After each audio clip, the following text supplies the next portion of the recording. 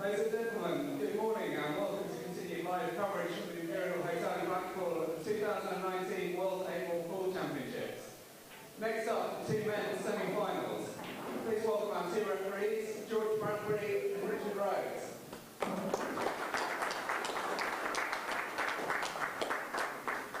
First up, on table number 1, the number 3 seed, Karl Sutton.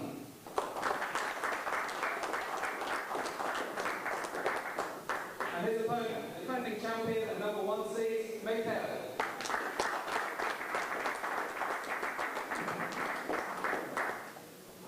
And on table number 2, from Northern Ireland, Dylan Leary.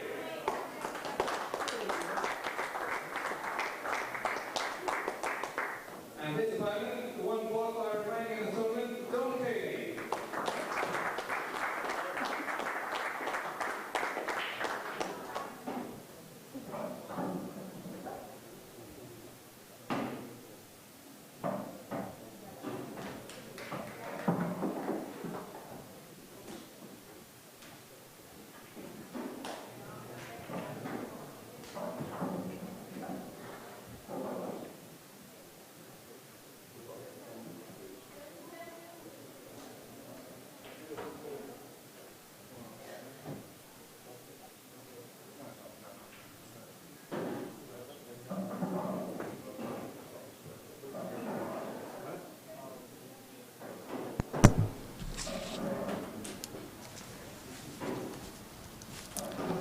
Very good morning and welcome to the Imperial Hotel in Blackpool for continued live coverage of the 2019 World 8-Ball Pool Championships. Men's semi-finals day today. We'll be focusing on table 1 on the match between number 1 seed and defending champion Mick and former European champion, perennial world champion with England, Karl Sutton, looking to lift his first individual world title. Over on the other side of the arena, you can see in the background there, Don Cooney facing off against Dylan Leary for the right to play in tomorrow morning's showpiece final. Referee on this table, George Bradbury, just getting the ball set up for this first frame. And you'd have to say this looks like the pick of the two matches, although nothing is detracting from the quality of the two gentlemen playing on the other table, but Mick Hill and Karl Sutton are players who've faced off many times over the years in high quality encounters. This could certainly be worthy of the World Championship final.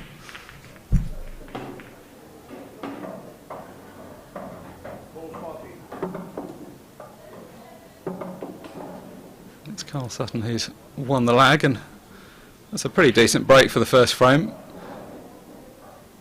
A ball of each colour potted. The break could be pretty important in this frame, in this match I should say. Both of these players are prolific break builders once they get in and amongst the balls. I don't think you're going to see too much safety played unless it's absolutely necessary. 50 seconds. Yellow ball's in play. Karl Sutton just giving this plenty of thought before he gets started, but I think once he gets going this frame won't take too long. So unsurprisingly the yellow ball's his choice. You can see from the position of them that they're all in fairly open positions. That one nearest to the right centre pocket, a bit tight to the cushion.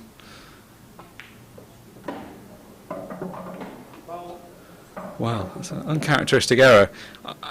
In Karl's defence there, it was always necessary to get fairly close to the middle pocket. He clearly wasn't intending it to go in off, and that is a mistake, but it wasn't like he was straying over there by complete accident. He was trying to drop onto the one that was up the right hand side cushion.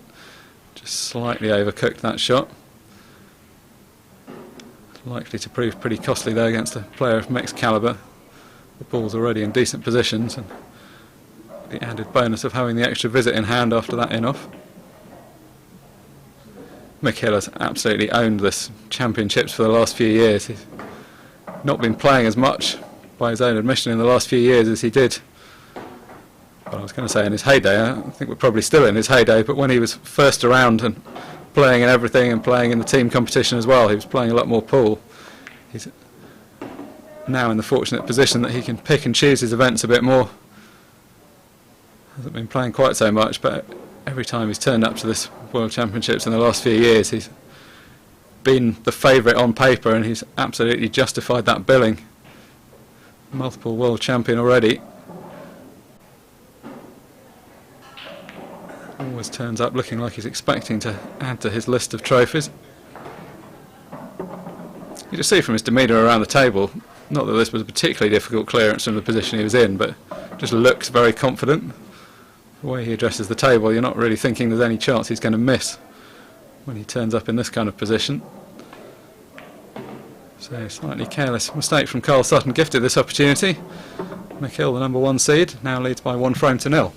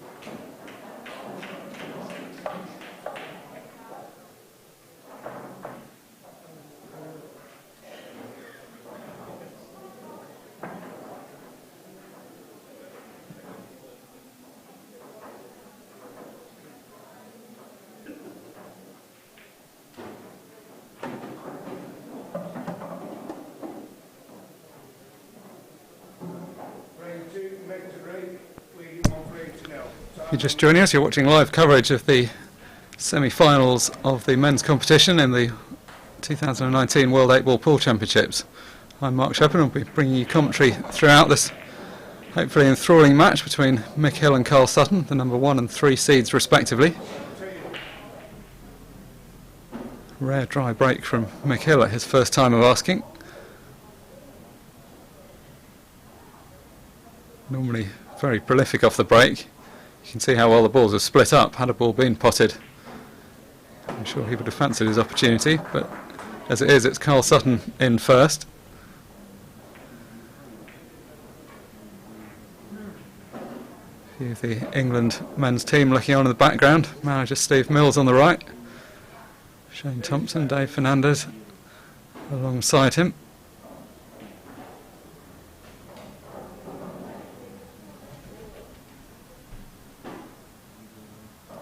Karl Sutton, long-time stalwart of the England team, of course. Mick Hill, now been a number of years since he stopped playing in the team competitions, but was himself a prolific winner with England back in the day when he was first on the scene. Slightly unfortunate position that for Karl. It turned out not to be any kind of simple opener for him on the reds, which is why he's missed that more difficult plant. So in fact the table pretty quickly turned back to Mick Hill.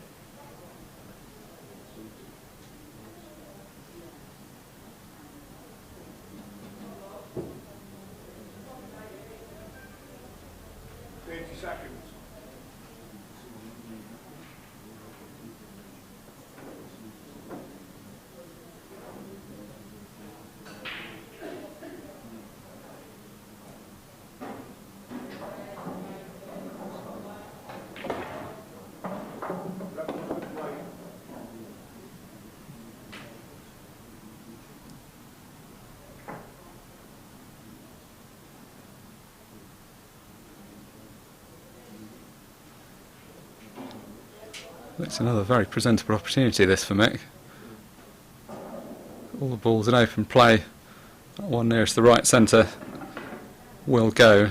A little bit tighter than this camera angle would suggest, but I don't think that'll be too much of a problem for him. Got pretty much the perfect cue action, Mick Hill. You see how much he gets through the cue ball, even for a fairly simple shot like that. Just looks so confident.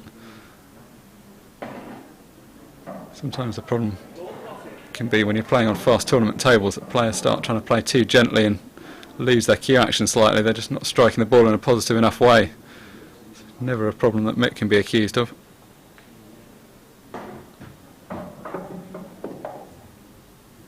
So that's the difficult ball out the way, just a case of holding himself together on the positional side of things for the remaining balls. It's one of those players that always sees his way around the table fairly instinctively. It's only positions like this where there's a bit more to think about that he even needs to pause for a moment to consider his options. Easy positions, he tends to just glide around the table and throw the balls in.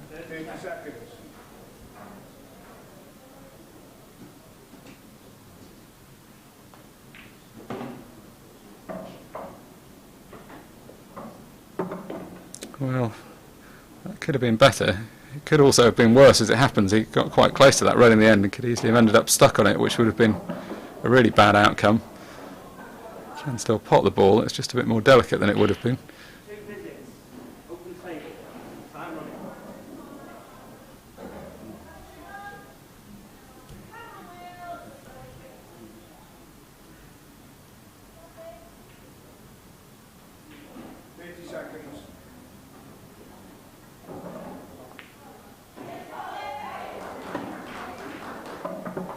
So, no problem in the end, made it look easy.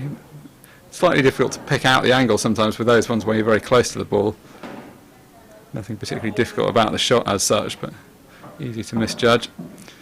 Not so for the multiple world champion though.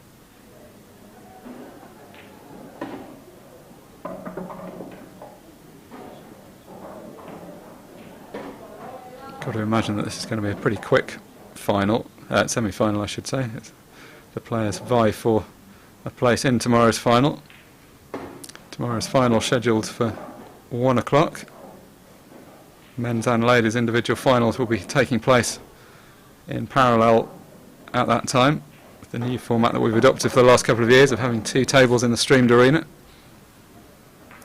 So right now it's Mick Hill that's charging towards that final, although got a very long way to go at the moment. Yet to see too much from Karl Sutton. He'll certainly have a part to play in this match. George Bradbury will do the honours and rack the balls up for the 3rd frame. Over on the other side of the arena, Dylan Leary has got the first frame on the board, leads the qualifier Dom Cooney by 1 frame to 0 at the moment. Dylan Leary, not quite such a big name as the 2 players that we're watching at the moment, but has been a very consistent force on the UK tour for a number of years, and in recent seasons has become a very prolific winner, and nothing breeds confidence as much as winning a lot of matches regularly at tournaments. So even though he's perhaps not quite such a household name to some of our viewers as Mick Hill will be, he'll be a dangerous opponent if he's the one that gets to the final, as too will Dom Cooney, who has done extremely well to come through the qualifying competition to get to this point. By qualifier we mean that he had to play qualifying rounds in Blackpool as part of this tournament before getting into the main seeded draw. The top seeds plus the best players from each of the national teams get into the main draw, but if once you go into the qualifiers you've just got to win a number of extra matches, and most of those matches are against pretty decent players. It's not like the fact that it's a qualifying section means that the games are that much easier, so he'll certainly be very match sharp having come to this point.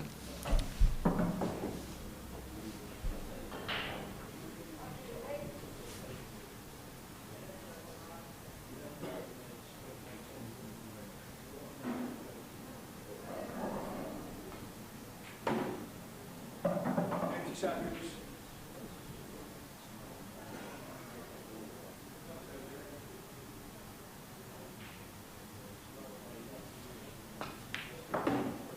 Doubles in play.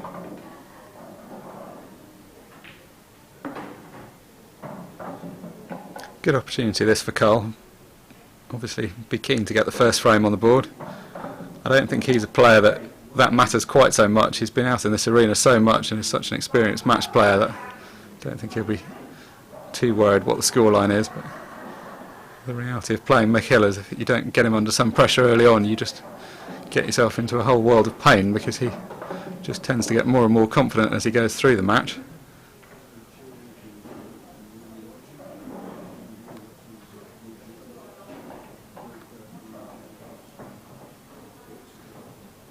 Not that you can pick your draw, of course, but in an ideal world I think Karl would sooner have faced off against either of the two that are in the other semi-final rather than facing Mick Hill in the semi. He would probably rather save this one for the final if he could have done. 80 seconds. This side of the draw has gone very much according to plan. The number 1 and 3 seeds were always scheduled to meet at this point. The other side of the draw, the number 2 and 4 seeds, and indeed the rest of the top 8 seeds have all got knocked out, which is why we're seeing 2 unseeded players face off in that semi.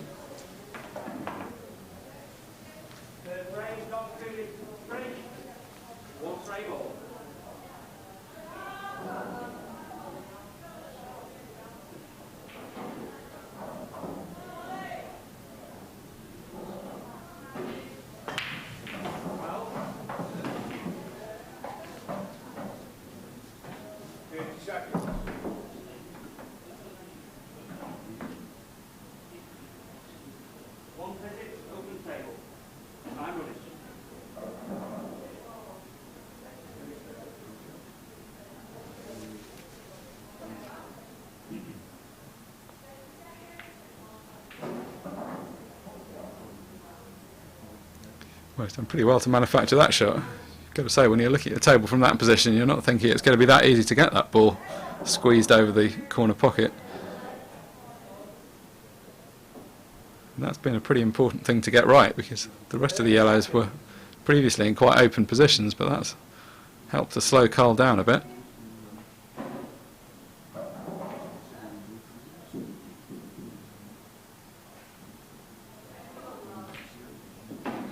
Both of these players are more known for their scoring prowess and for being quick break builders, but make no mistake, they're both very accomplished safety players. Where an occasion like this demands it, we can expect to see very high quality safety. Even that last shot from Karl, which looked a fairly innocuous shot, it looked like there weren't that many options on. He actually managed to get it pretty safe from the position he was in. It was never going to be possible to get it perfect, of course, but he's actually got himself into a pretty decent position.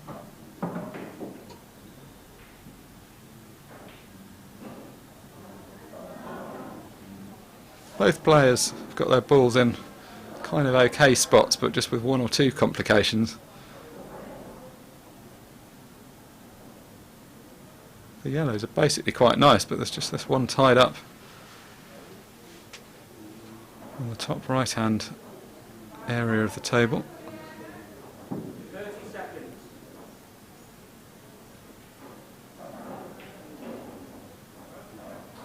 30 seconds. Had a while to wait for this match. They played their quarterfinals several days ago, but the format we've adopted in recent years is to hold off the semi-finals and final for these live stream stages in the main arena, which has worked well, and actually in a way is quite nice for the players. They've worked so hard to get to this point.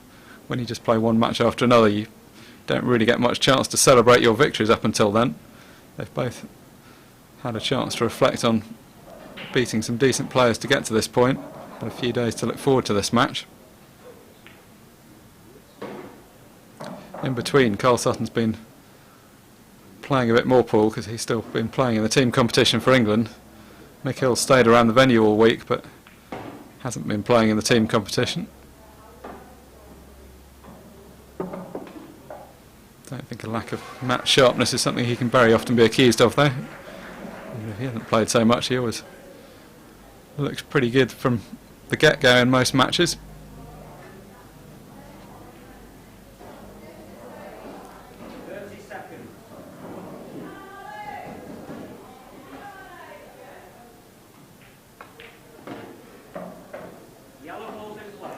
Well, it's a very good effort. That wasn't quite a natural angle to get that out in an easy way. Did well to manufacture contact on it. A bit unlucky that that contact ended up knocking the ball safer. It's actually slipped slightly out of position here. He would have expected that if he made some kind of fairly full contact with the red that he cannoned, that he was always going to leave himself some kind of shot at the other one, the one that's in the bulk area. As it happens, that hasn't entirely materialised. 30 seconds. And of course, looking at the position of the yellows, if Karl does get back to the table, they're all pretty inviting. Well, a bit fortunate at the end that the cue ball didn't go off, but that was a fantastic cut. Looking at it from this angle, you'd have sworn the ball was a more than 90-degree cut, but it obviously wasn't quite.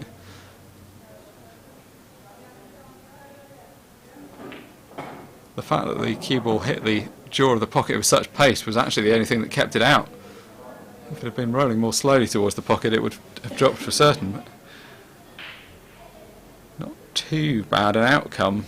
Obviously a great outcome that the cue ball's still on the table, and at least he's still got some kind of shot to keep this going. 30 seconds. Still the problem though of the red that's currently closest to the cue ball. That's been the one that's been difficult all clearance long so far.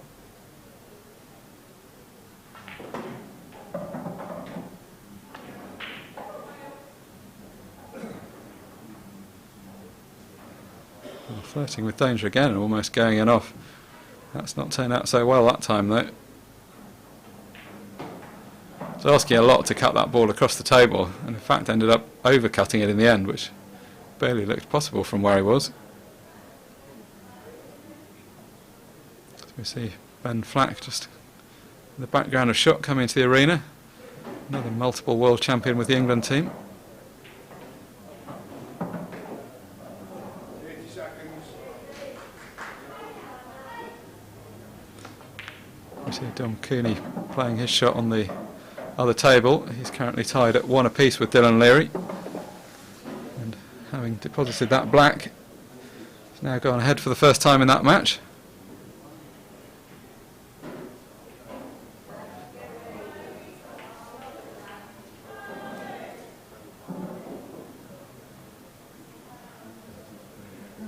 So just the one problem ball for Karl, the yellow which has gone safe on the right hand cushion. 30 seconds.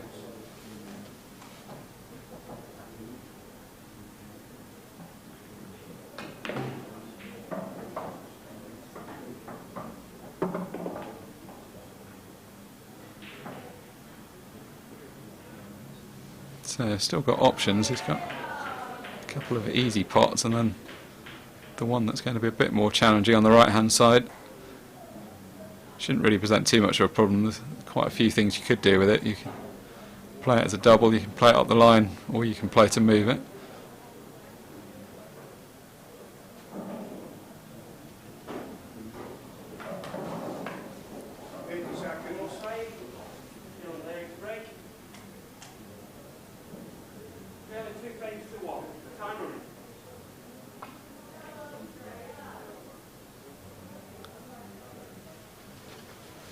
Well, fabulous shot to get position on the one on the right hand side. It's unfortunate that the yellow hasn't dropped. To play that with so much side, which turned it into a very unnatural shot.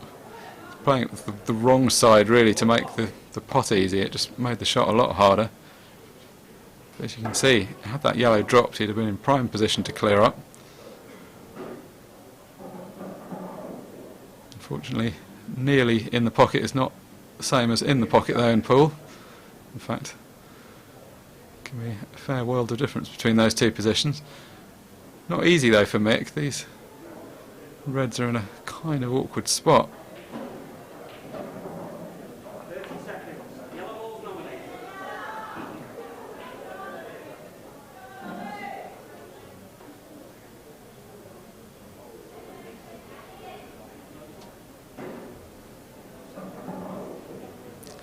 Well, he's had some luck with the partial objective of making things a bit harder. He's not really put any significant pressure, I don't think, on Karl.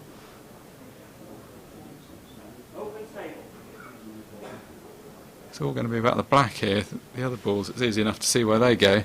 30 seconds. If the black doesn't go past that red, he's going to need to try and drop behind it for a different pocket.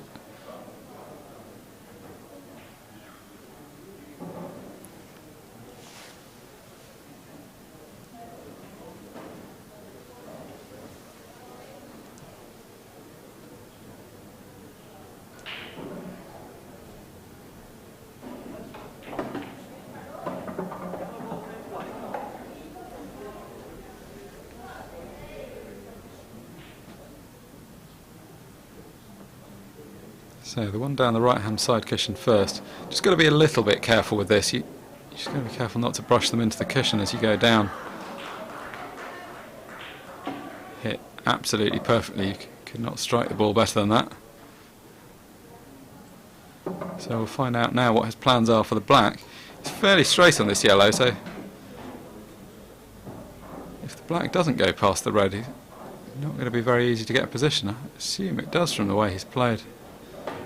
So he can either play, well, either he feels it goes in off the far jaw, or potentially he could play the black off the cushion, then off the red into the pocket. Yeah, that's the route he's gone, and that's a really good shot. A much better shot than it looks. It's easy enough getting the black off the side cushion and into the red, but judging the angle perfectly so that it drops. Really good judgment, that. So, good stuff from both players so far. Been good quality first 3 frames. Mick Hill's won 2 of them, Karl Sutton's won 1.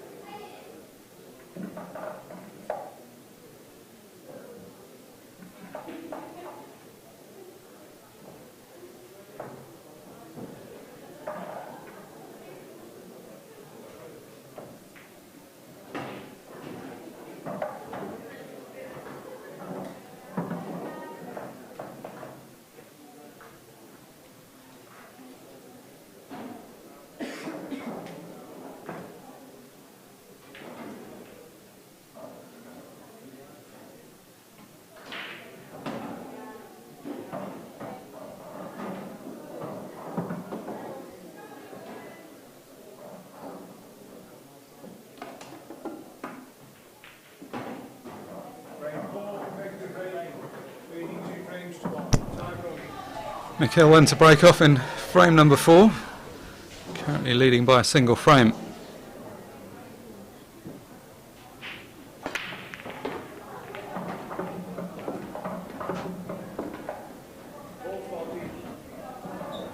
That's a pretty good break, 1 ball of each colour potted. A couple of balls a little bit tied up.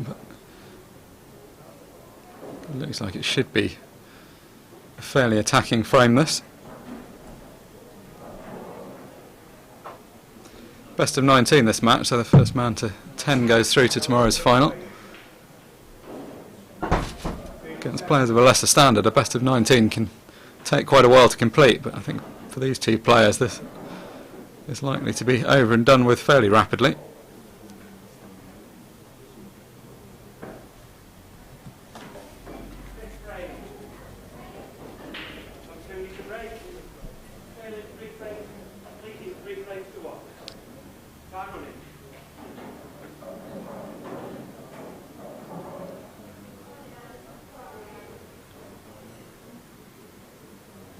So, yellow balls mixed choice.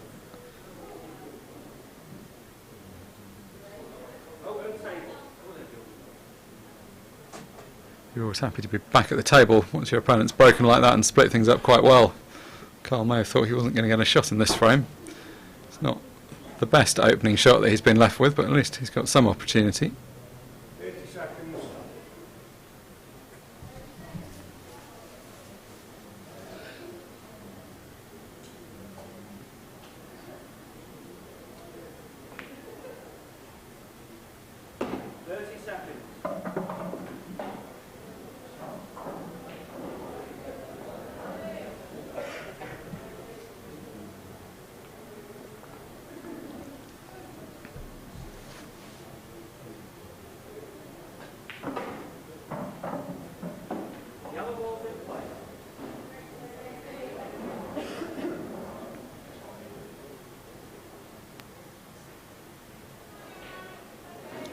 the red on the left-hand side of the table that's the one that's occupying his thoughts at the moment.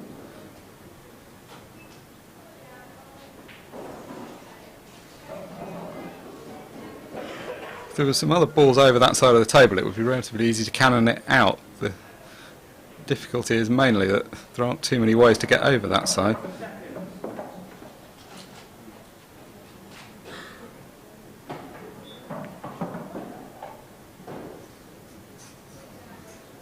Which is why he's opted for the containing safety shot.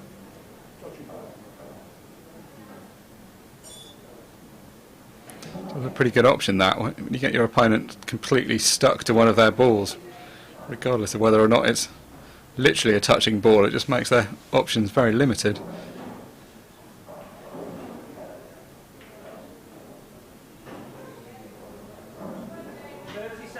Here it is a touching ball, so he can play away from it.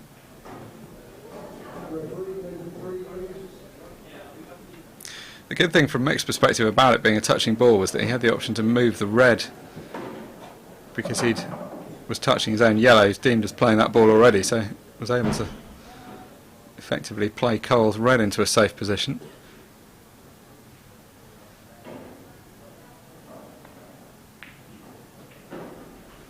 Karl very well aware that having a ball tied up would be bad for his prospects in this game, so getting that out as soon as possible. So now pretty close to the finish of this frame, you would think. Karl's got one ball that doesn't really go, which is the red on the left hand side. Mick's got one ball in a tricky position, which is the yellow on the right hand side. Other than that, not too much standing between either of them and the finishing line.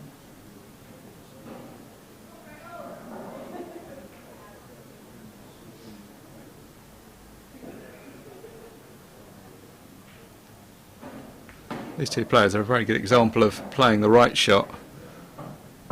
Some players index overly heavily towards playing safety shots, and some index over heavily towards being attacking. These two have got a pretty good balance in their games. Generally very positive players, but understand when and how to play a safety shot.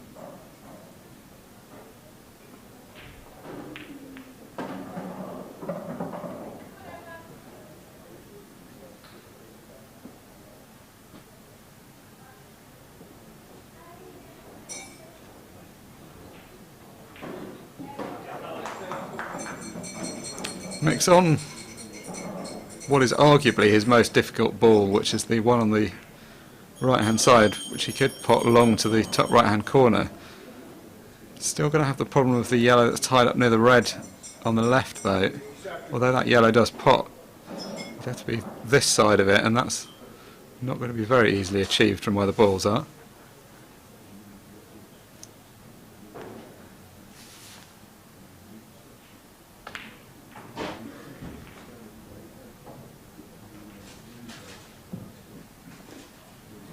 That shot not quite as reckless as it looked. He was trying to play one yellow into the pocket off the other yellow. Always the case once you miss a shot like that and the ball starts flying around, that it looks like you've just missed the pot by a long way. That wasn't quite the equation, although he has still missed, and that may ultimately prove costly. He's also knocked a yellow safe, so Karl's got a bit more freedom now. 30 seconds.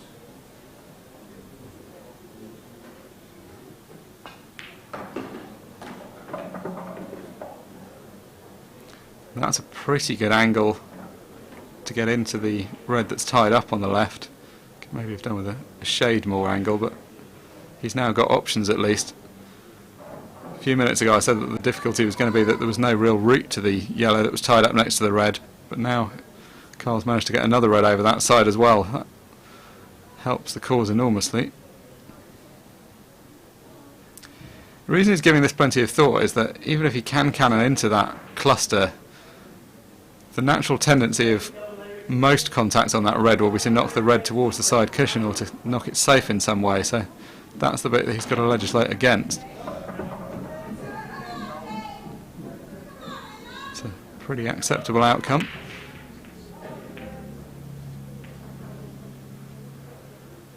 It's gone fairly close to the cushion. It's not like it's a simple pot into the middle pocket, but it does go as long as you're fairly close to it.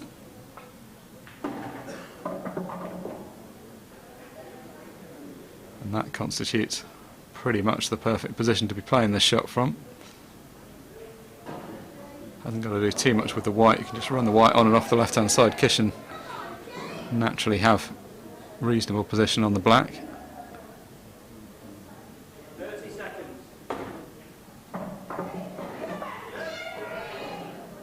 So a frame that either player could have won. They've both had opportunities.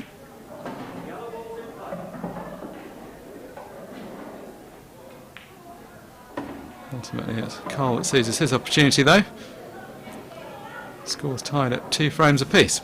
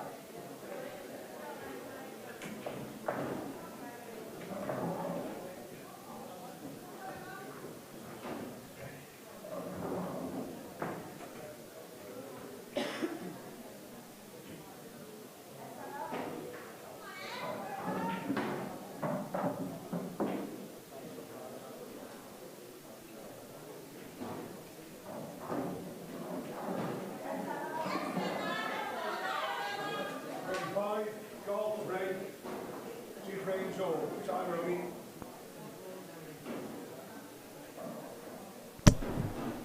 So Karl Sutton to break off in frame 5.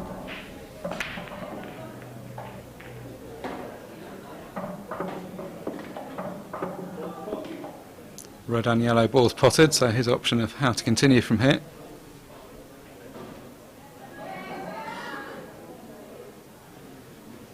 Not a bad break, although a few balls have been pushed to clusters on the side of the table. Red balls in play.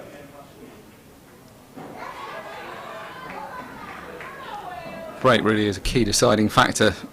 Once you get to this level, Mick and Karl are just so good at clearing up off the break that it really is a case of who gets in first can often be the main factor.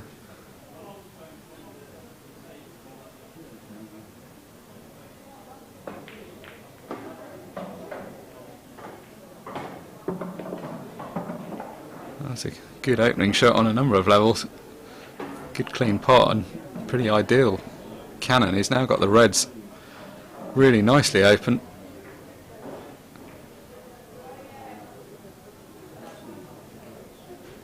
Really giving himself a good chance here. Players always like clearing up from their own break. It's the kind of perfect frame. It always feels like pool perfection when you manage to do that. Your opponent doesn't even have a shot. And also at this level it's just really important to do it plenty, because you just don't get enough chances off mistakes from your opponent. You've got to make your own luck really. So the times when you're in first and you don't let your opponent anywhere near the table really helps on that front. And Karl is undoubtedly one of the few players in the world that can live with Mick's scoring potential. Mick has a kind of intimidation factor that a lot of players, even pretty good players, struggle to live with. We've seen him over the years in the last stages of this tournament make fairly short work of some very accomplished players.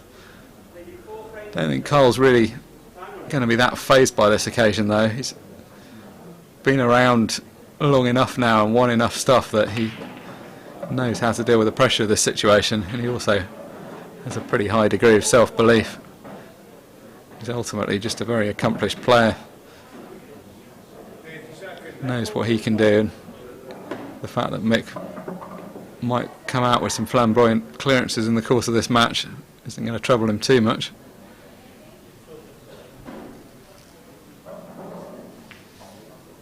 We were saying a moment ago that Karl probably wouldn't have chosen Mick as his dream semi-final opponent. Well, I mean the same also of course applies in reverse. There really aren't that many people in this field that are going to beat Mick Hill over a best of 19 frame match. Karl Sutton is undoubtedly one of them. Not finished up too good on this black, although at least he's got a shot at it, which is the main thing.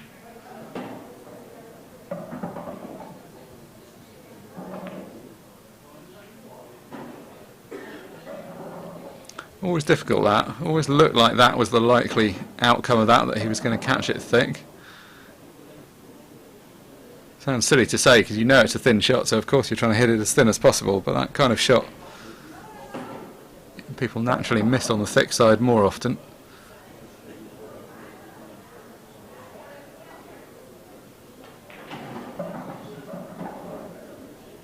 Good opportunity here for Mick to play this as a shot to nothing. I think favouring the safety essentially there, but if it had gone in, he'd have had options as well. Karl may be able to see the thin edge of the black, although that's not a great deal of good to him.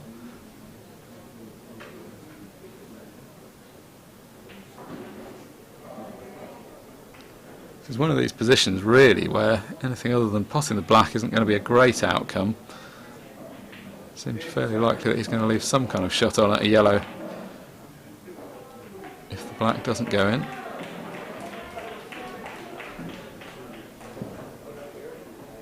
And this is the kind of position where Mick Hill is pretty relentless. Any top player is going to be clearing up from this position, but Mick in particular really doesn't let many of these opportunities slide.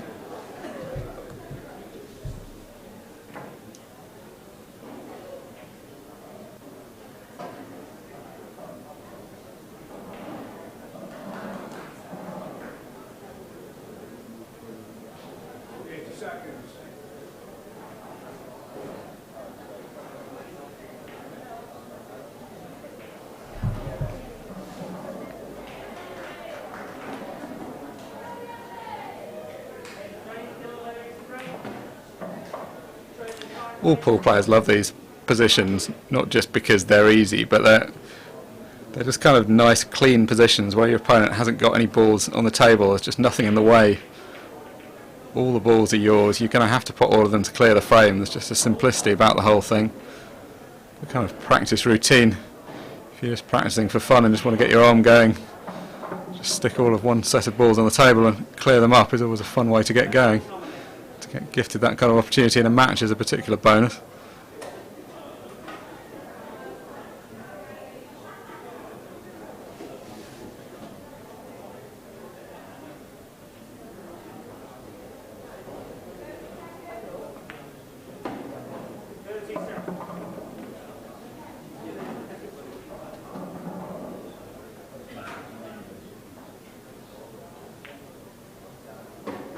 See the referee George Bradbury there walking around in the background. You'd hope for his perspective this should be a fairly straightforward match to referee. The ones that get more difficult for the refs are the ones where there's a lot of tactical stuff, where people are playing deliberate fouls and constantly running up to clusters of balls. A lot more to think about. This kind of position, George can effectively just stand on and enjoy a front row seat for the quality pool being played by both of these players.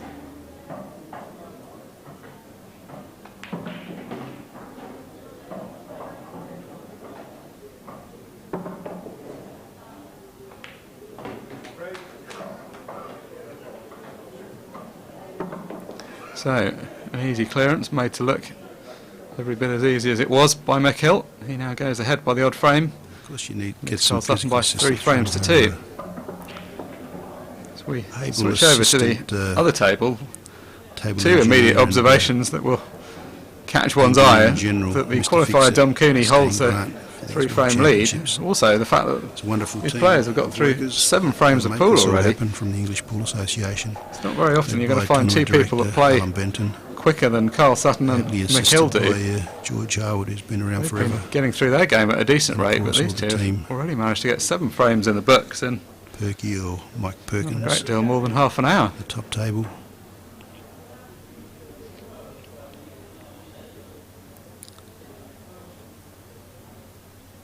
So it looks to be a pretty important frame this for Phil and Leary. Imagine may have felt that he was the slight favourite for the match. They having gone 5-2 down, that will have reminded him that that's not necessarily the case. Remaining 3 frames to 2. Time running. So Mick Hill then to break off in frame 6.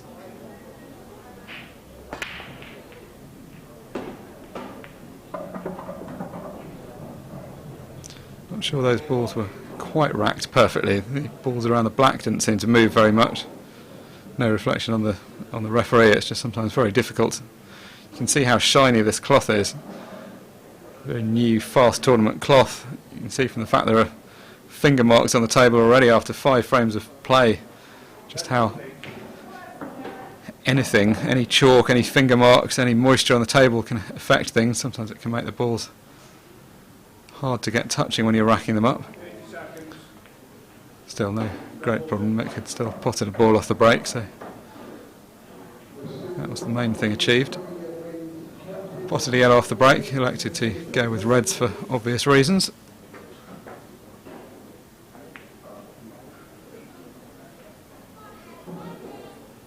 I mean, what an extraordinary shot. I was about to comment on the quality of the shot. It's not very often you see a player complaining, the player that's played the shot complaining that the ball has hit the cushion and still gone in. There are plenty of times you see their opponent complaining that a ball looks like it's been missed and has gone in. Mick's point there is he was playing to cover the pocket and hit the ball halfway down the side cushion and it still fell in. Fine line between a good and a bad shot.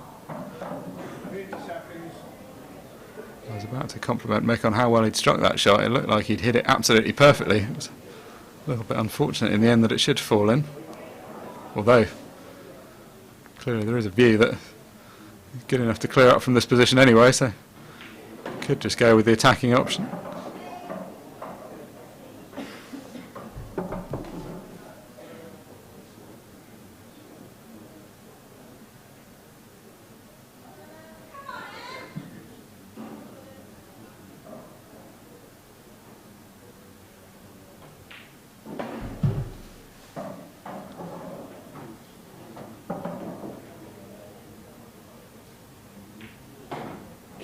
Considering whether that red could be played, so the red to the right of the black could be played off to the yellow below the black towards or into the bottom right hand corner pocket. It's not the easy, like, sometimes these shots are a kind of natural angle. This isn't the most natural version of this particular shot. Played that well. It's the difference between a player of this quality and one who's even just a place or two further down the world rankings, like that kind of shot where Mick just plays that with almost certainty that it's going to go in, plays it pretty much dead weight and plays position for his next ball. Other people would have been more distracted by the difficulty of the shot. Still not completely in the clear here. The red that's almost touching the black is his next problem ball. Get the feeling sometimes that Mick actually quite likes these kind of positions, although there's a small grimace as he's going around the table. On one level he'd rather this was just a completely tap-in finish, but actually likes the challenge of manoeuvring the cue ball around. That was a better shot than it looked, although the ball potted cleanly. The difficulty was holding position with the white. You saw from the way the white checked up off the bottom cushion just how much side Mick had on it.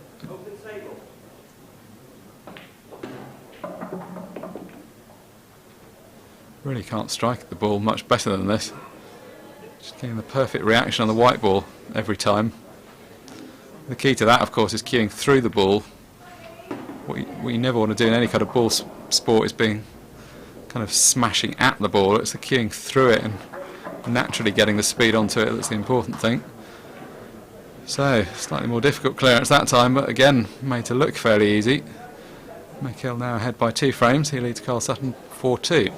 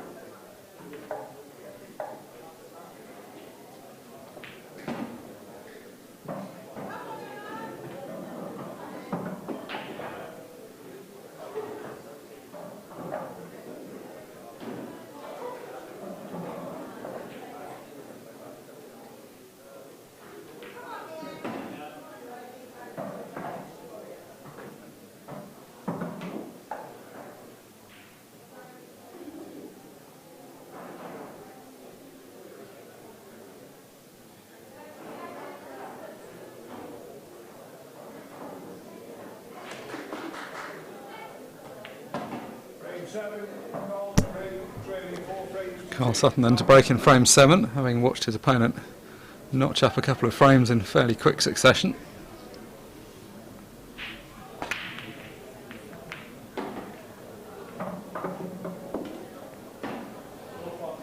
Big powerful break. The balls all split out pretty nicely, no obvious clusters on the table. Pretty much every ball on the table has an unobstructed path to at least one pocket.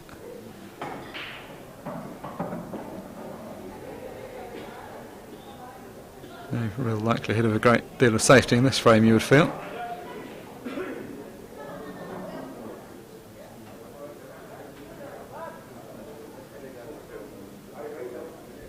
Big difference between 5-2 and 4-3, so important frame for Karl to get on the board.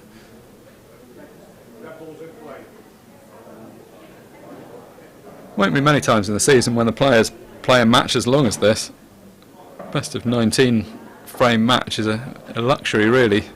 A luxury that's reserved only really for the business end of very big tournaments like the World Championships. And regular UK Tour events, best of 13 the norm in the earlier rounds, and then best of 15 for the final.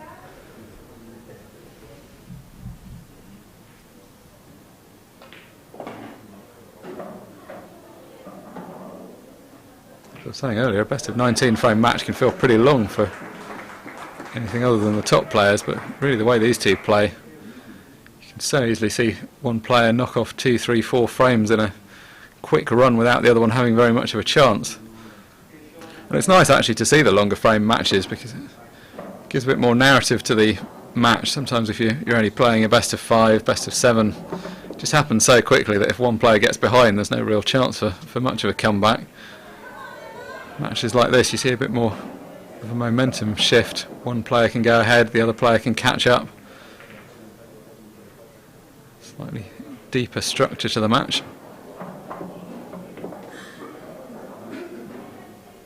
Not able to get prime position there. He's now left himself in a position where he's got a slightly more difficult pot to keep this going. Don't envisage that causing a problem, but ideally, of course, you always try and stay as close to your work as possible.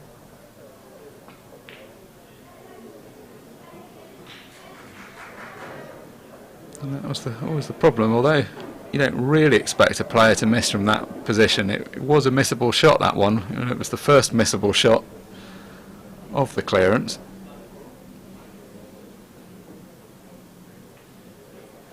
Always pretty close to a worst case scenario when you miss with only 1 or 2 of your balls left on the table, because you've cleared the table up for your opponent in the sense that there's less traffic around to get in their way.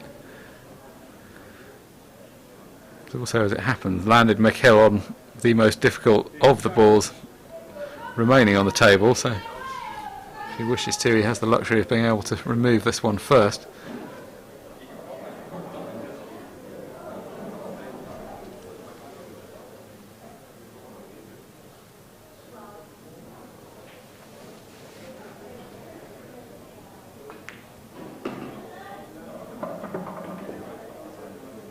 Confident to play that with a degree of pace. He's already potted a ball down that cushion that he was trying to cover the pocket with, so he's aware that that pocket is relatively generous. There's always a debate about how generous these pockets are. Sometimes when you see shots hit slowly, like the one that Mick played in the previous frame, and they appear to drop from very improbable positions, you talk yourself into thinking that the pockets are very loose. The truth is somewhere in between. Supreme tables are pretty consistent. They've been the gold standard for tournament tables for well over a decade now. Often it's the cloth actually that makes the last bit of difference. A fast new tournament cloth that's just been ironed and brushed tends to be more generous, particularly with balls hit slowly down the cushions. There's just nothing really to impede the ball, so they do tend to fall in off the jaw a bit more readily. Older club tables, even if you get exactly the same table in a club, just don't tend to be quite so forgiving of those shots down the cushions.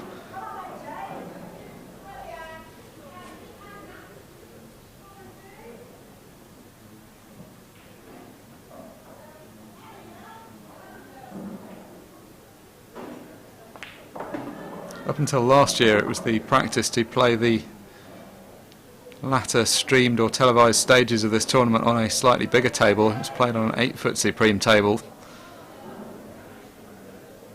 There were always advocates and critics for that idea.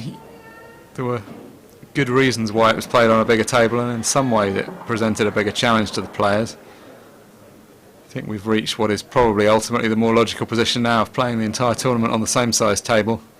There are no real other circumstances in pool or in any other cue sports where you switch equipment midway through the tournament, so it was always a slight anomaly, albeit one that was done for good reason. Since we switched to these 7-foot tables the whole way through, I think some of Mick Hill's advantage has perhaps been neutralised. He's generally regarded as the best potter in the field, and the bigger table gave him a bit more real estate to play with. He doesn't seem to have been hampered too much by it though. He's still the defending champion and still marching seemingly at the moment inexorably towards this year's final.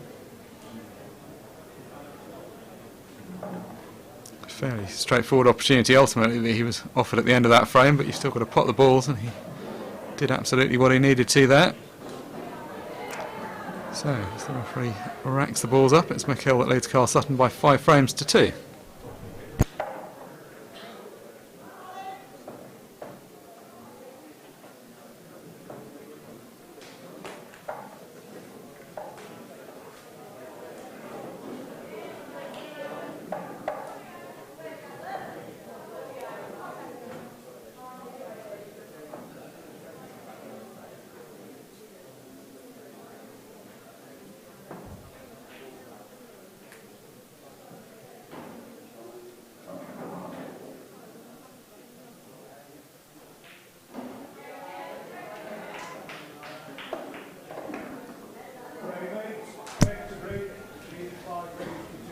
Mick Hill just taking a glance at the pack as he walked around the table just to make sure that they're all set up to his liking.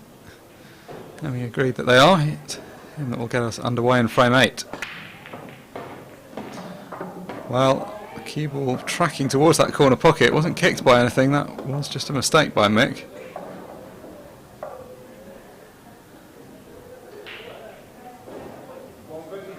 Two red balls potted, but 2 red and the white was the final count, so it's Karl Sutton invited to the table. And if the last frame was an important one, this is an even more important one. Really can't afford to slip any further behind in this match. Oh, and that's a very uncharacteristic error. An error which came about purely because he was focused on the cannon on the right hand side of the table. He was trying to inject as much pace as possible into the cue ball to cannon out that cluster on the right. It's never a good feeling though when you've got ball in hand and you miss the pot. He had the option to put the cue ball anywhere in the baulk area. He could make whatever angle he wanted for that shot, so hard to defend the miss.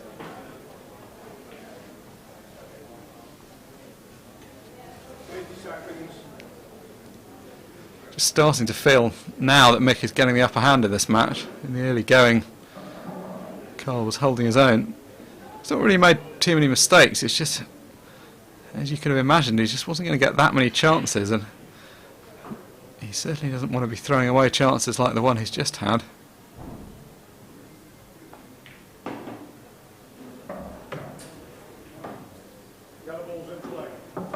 So it was an open table, of course. Mick Hill potted 2 reds off the break, but then went in off, so the table was open at that point. Karl attempted to pot a yellow but missed it, so table still open, which is why Mick was able to play the shot that he did. That was quite a bonus in that situation, of course, because otherwise there was no easy path to a clearance with those balls tied up.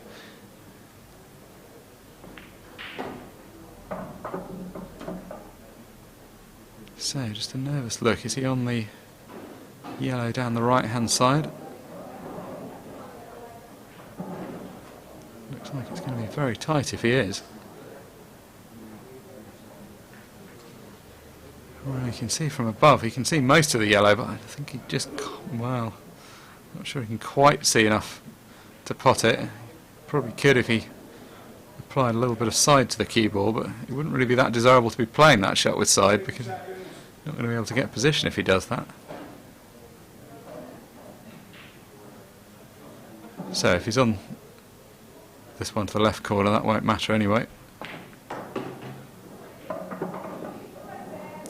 Deliberately played that with a lot of pace because he knew he was going to cannon into the other one and didn't want to make the mistake of leaving the white stuck to the yellow, so tried to get as much power into it as he could.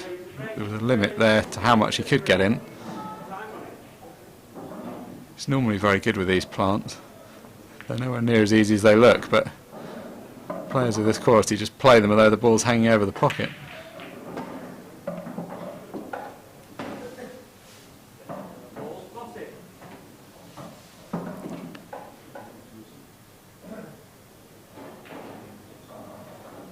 See where he's putting his cue is where he'd ideally like the white, although you then look back over to this shot and you wonder quite how he's planning to do that because he's got very little angle to work with. He's considering playing cushion first to pot this yellow. Looks like if he pots it direct he's really pretty straight, or to the extent he's off straight it's kind of the wrong way off straight. Yeah, so it looks like cushion first is his choice. And that's another shot where he's played it like it's a kind of obvious shot and he's just rolled it in, but actually they're pretty difficult to pick out the angle. You're always going to hit the ball and you're always going to hit it fairly close to the pocket, but there's a big difference between fairly close and in the pocket, and that's where the top players are so consistent. The other place the top consistent players are very consistent is shots like this, where this isn't a difficult shot but it's just a slightly awkward shot. He's got a cue down on the cue ball, he's a little bit closer to the cushion than he wants to be. Nothing really difficult, but it's having the utmost consistency on these shots that's important, and players like Mick have a close to 100% record with those, whereas occasionally other people miss the odd one.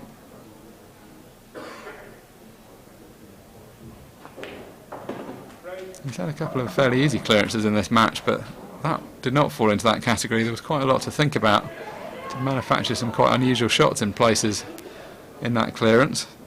Yet again though, the common theme continues. He made it look pretty easy. Head for the first time by 4 frames in this match. Mick Hill now leads Karl Sutton by 6 frames to 2.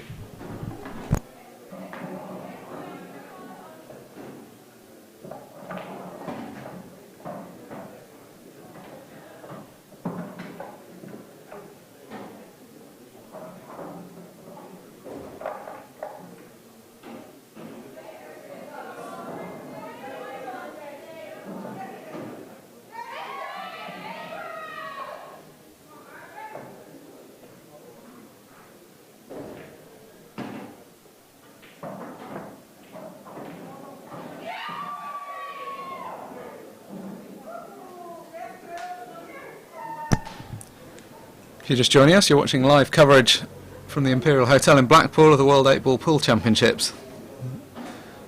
Bringing coverage here of the 2 men's semi-finals. Over in the background and on the other stream is Dylan Leary against Dom Cooney. The match we're focusing on, the defending champion Mick Hill against number 3 seed Karl Sutton. It's Karl Sutton who's stepping up to break. Things starting to get a little bit urgent for him now. Had the scores at 2 apiece and things were looking fairly plain sailing for him at that point. He looked like he was going to be playing a significant part in the match. Since then, not so much that he's done a lot wrong, but he's not really had a great deal of table time, which is now starting to tell in the scoreline.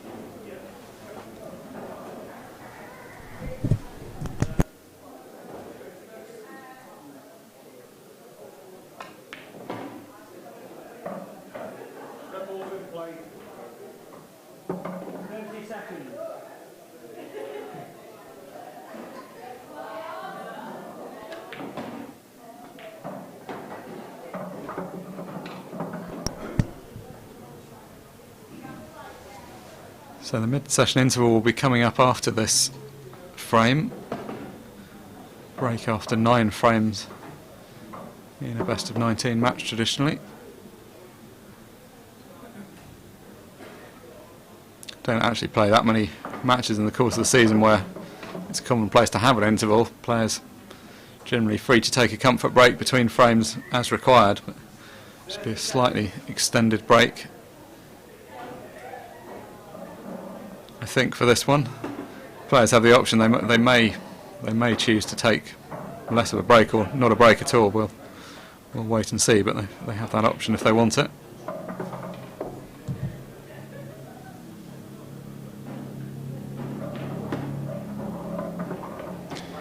Karl Sutton will certainly be very happy to be coming into the break, if indeed there is one. Only 3 frames behind. It was better than the 4 he was previously behind, and it was better than the 5 he'd have been behind if he'd have lost that frame. So, Mick Hill still the man in control, but Karl pegs one back. The score now, Mick Hill 6, Karl Sutton 3. We'll be back with further coverage when the players return.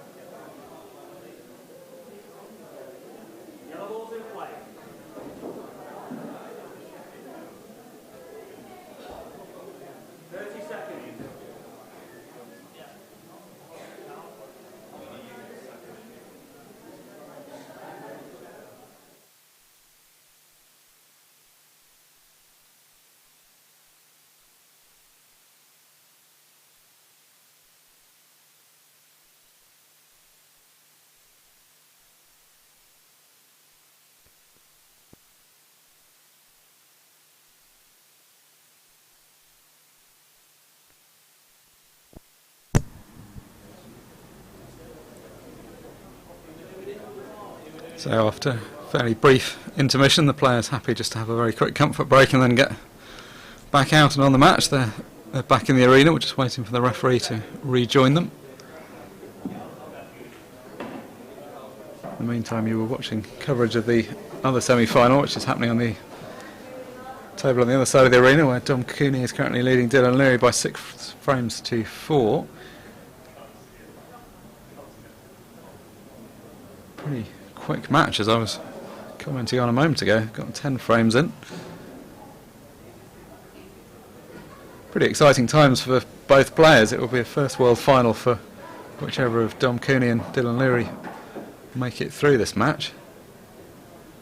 It's really what you play pool for. These big occasions and in the arena, get to have the match filmed so you can watch it back, and you can have friends and family watch it while you're playing if they're unable to be here in person. Always a big moment for the players.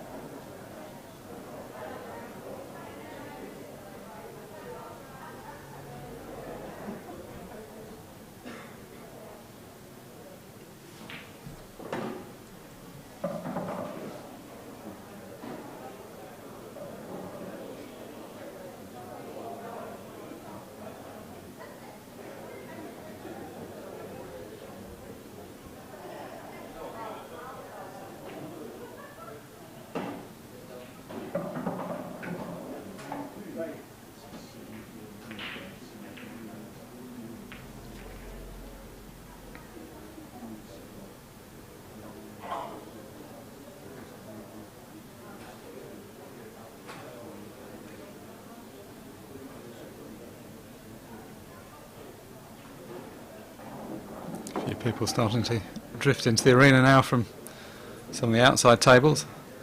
A number of other tables in play still behind where the seating area and the flags are. That's the rest of this room where various matches are taking place, and then a load more matches taking place in the Washington Suite at the other end of the hotel. Playing out the latter stages of the team competitions at the moment. We'll be bringing you some coverage later on of the team competitions, I hope. I think we should have some coverage of the playoffs. And or possibly the semi-finals ahead of tomorrow morning's showpiece team final. Very full day of pool today. We're reaching the business end of a number of different competitions. Men's, ladies, juniors, seniors, team.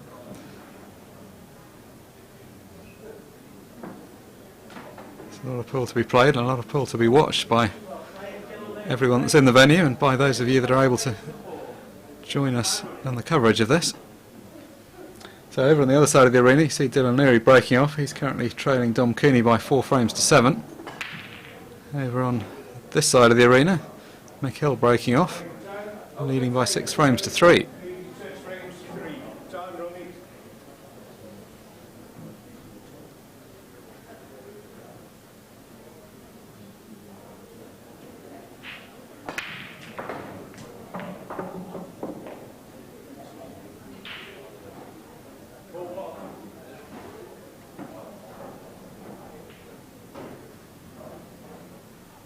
A pretty good break there from Mick. He's got a yellow ball down. All the yellows looking to be in pretty accessible spots from here. Just talking briefly to Mick at the interval, he was saying he thought had to take out a few fairly difficult finishes in the first half of the match. Didn't feel he'd got left quite so many of the routine ones as he might have liked, although we commented at the time he made them look pretty easy, even if he wasn't feeling they were. That's always a sign of a quality player. Make the game look easy whether or not it actually is.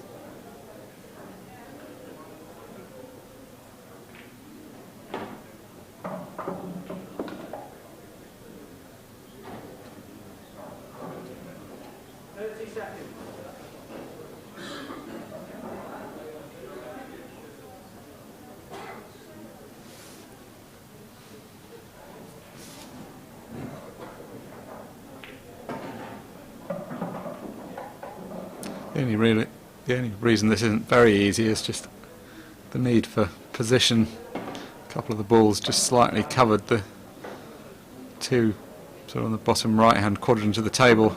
That red near them just covers them ever so slightly. Still no problem at all for Mick, but just gives him something extra to think about. And then the yellow just above the black in a very open place, but see it's blocked to a few pockets, so just have to think about which side he wants to drop on for that.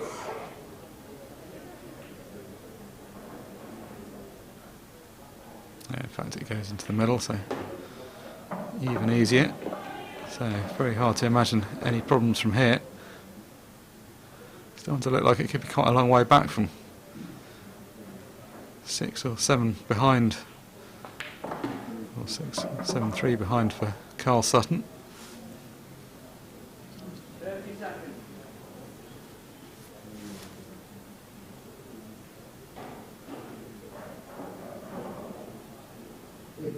The difference between the players is really that Mick is expecting to get to the final.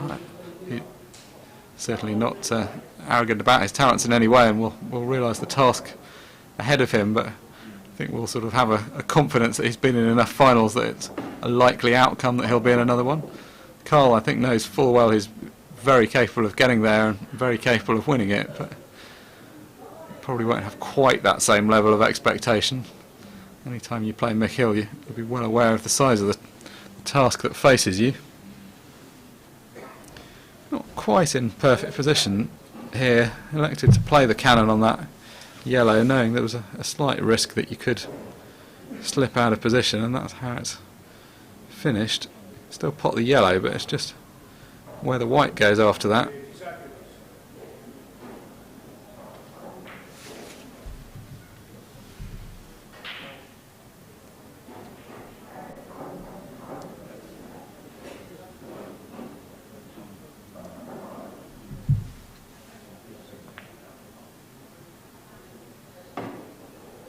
Oh, good shot. Had to rely on it dropping in off the jaw, but gave it every chance. And what was a good shot about that wasn't so much the pot, it was the quality of the positional shot. 30 seconds.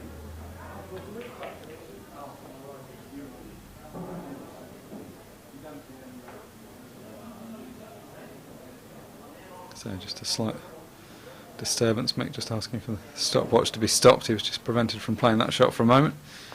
So down on the black, no problem at all. Mick Hill starts off the second session the way he played so much of the first. He now leads Karl Sutton by 7 frames to 3.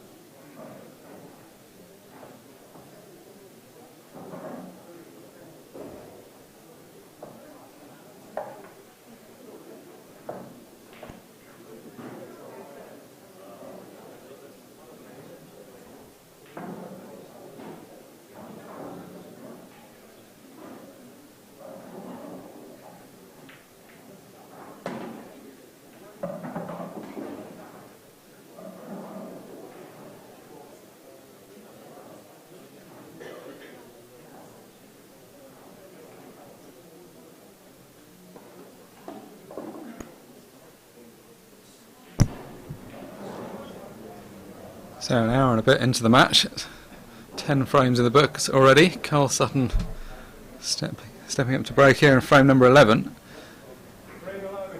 Got the lead down to 3 at one point, but he's 4 behind again now.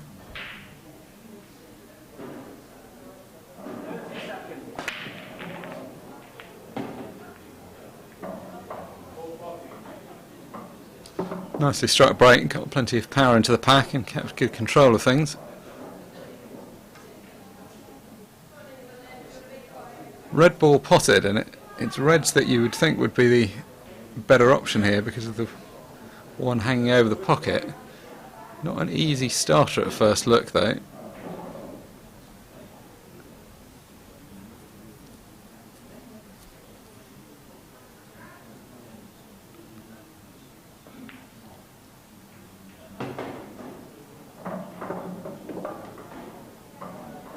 Well, good shot. It was a good shot. Potting the one to the middle, that was clearly the key constituent of that shot.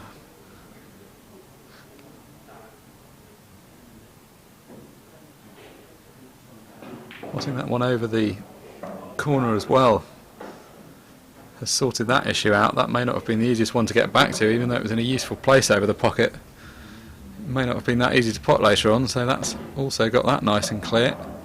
So suddenly, in no time at all, this is looking like a very promising opportunity.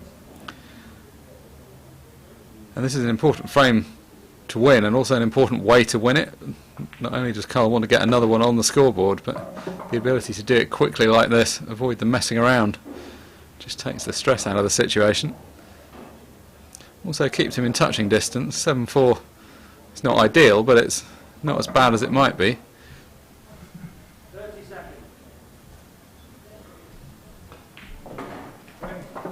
So, good quality clearance from the break there from Karl Sutton. No time at all, he pegs one back. Mick Hill now leads by 7 frames to 4.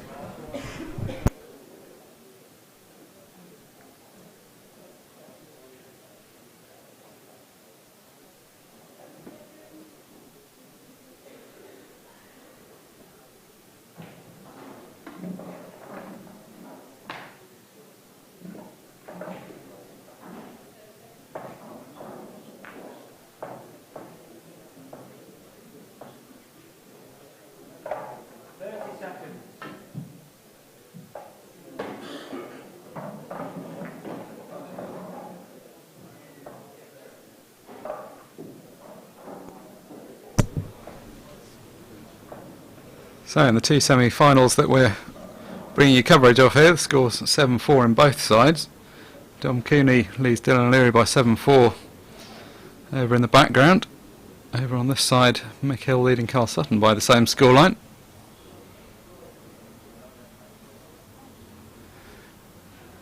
And there you see Dom Cooney at the table. Good performance by him. Dylan Leary is a tough opponent. And he's appearing in his first World semi-final, so all things considered, very good performance so far. So Mick Hill then breaking off in frame 12. Balls flying around the table, several of them threatening the pockets before one finally found its way in. Not quite such a good break in terms of outcome as the one we've just seen from Karl. Things a little bit more congested, although don't imagine that to be a serious problem for a man of mixed talents. Yellow ball's in play. 30 seconds.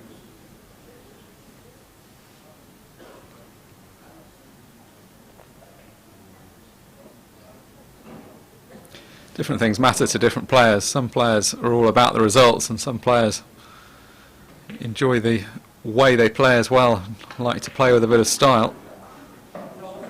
Probably a bit of both for most players.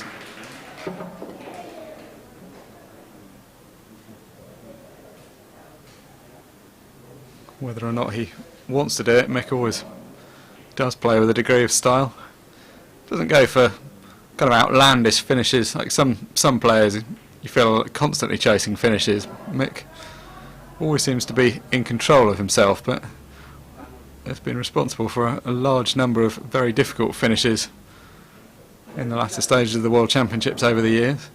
Got a bit of a reputation as a flair player in that sense. Not that he's playing with a load of spin and smashing the ball around the table all the time, but just seems to find ways of unlocking otherwise difficult situations.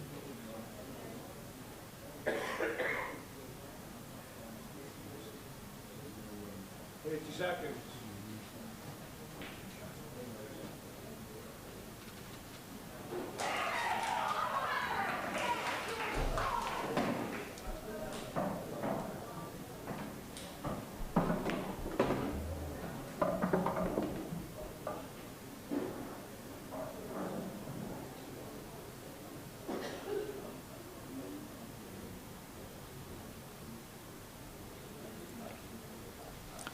Won his first world title back in 2004, which is very hard to believe. And in fact, when he won it in 2004, there were plenty of people feeling that he probably could and should have won it before then. It almost felt like we'd been waiting for him to finally win one. He'd been a top player for quite a number of years, even by that point. Took him slightly longer to win his second title. He had to wait another 6 years. It was 2010 before he won the next one, but in recent years he's been making very light work of it. He's won in 2015, 17 and 18.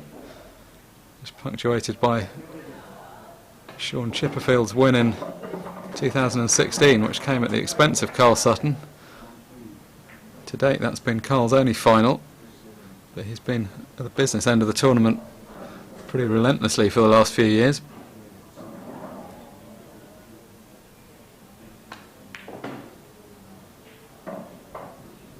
It's going to be a tough ask though for Karl if he's going to make the final again this year, because his opponent is in characteristically good form at the moment.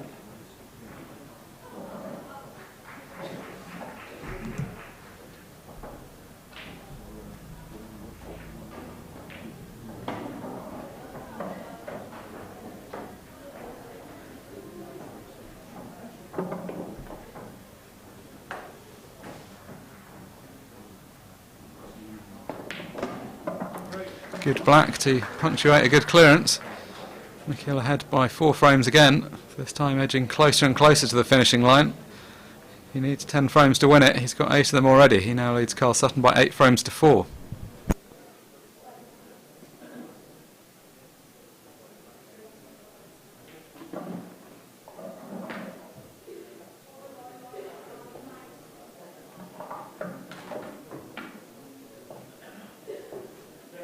game. Concluding 3. Leading 7 frames to 5. Time.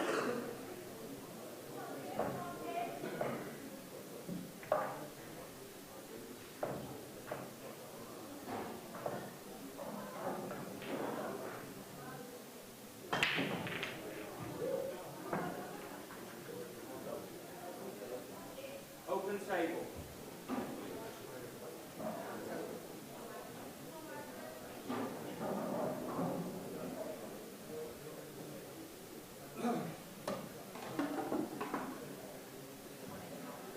Frame 30, Karl to break, trailing 8 frames to 4. So Karl Sutton to break off in frame number 13, trailing by 4 frames to 8. 30 seconds. Did everything but possible there. The ball's flying around the table. You can't really believe that none of them have fallen in, but much to his dismay, all 15 are still on the playing surface.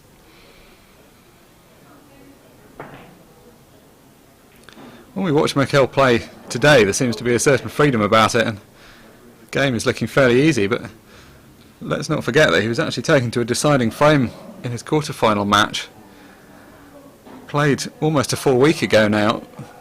The singles part of this competition was played at the beginning of the World Championships, and then there's been a hiatus where the World Masters took place, and then the team competition has continued over the last few days. So the semi-finals were held back so that they could be playing in front of a bigger crowd in this arena later on in the week. Back in that quarter-finals last Thursday, Mick at one stage was facing the very real prospect of elimination and was a number of frames behind against a former world champion in Adam Davis, then managed to stage a high quality comeback and ultimately ended up winning 9-8, which was a harsh result for Adam, who'd played very well and had similar heartbreak in the World Masters as well at the weekend, where he lost a very narrow one having been ahead. Fortunately, that's the cruel nature of the game. No one quite remembers the players that lost in the early rounds, even though they sometimes put up a very good fight. Mick did what he needed to in that match and got through, and now it looks like he's doing his best to press on from there.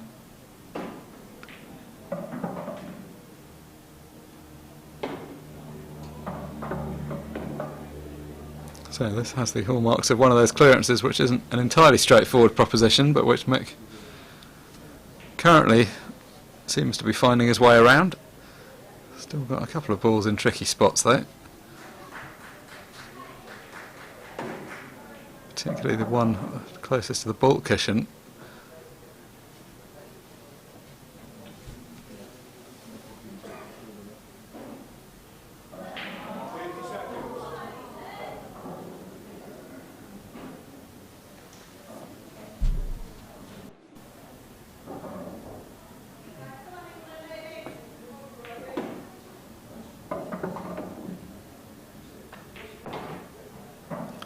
Applying a little of the old body English to that to try and steer the path of the cue ball through the gap that he wanted.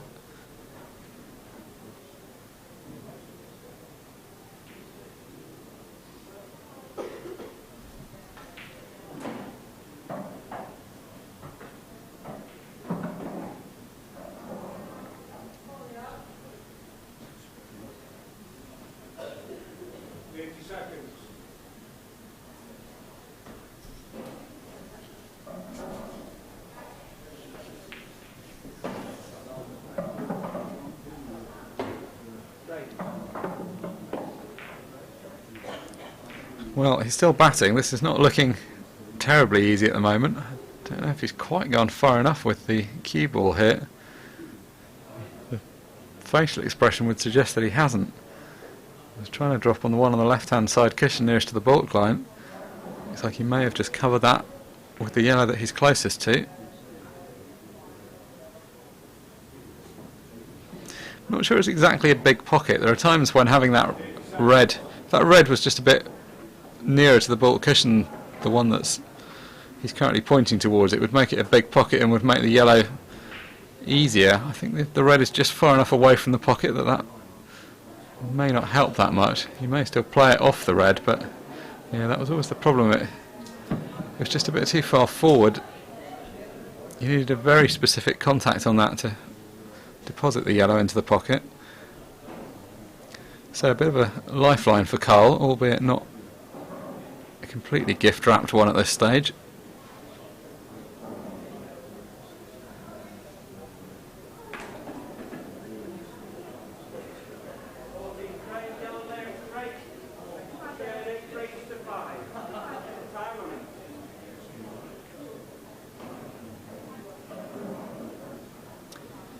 Good shot from Karl, definitely didn't want that ball dropping, that could have been very costly.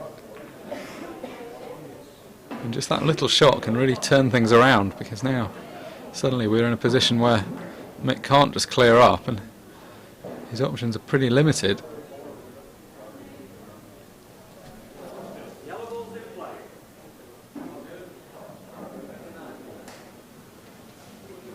Sure, the neutrals in the crowd will be happy to see Karl work his way back into this. This has been a good quality and very watchable match so far, so there'll be plenty of people who are wanting to watch more of it.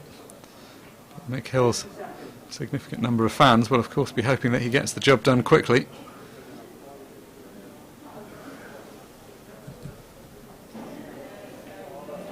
Mick not quite happy with the outcome of that shot, suggesting that the ball didn't end up where he thought it should have done.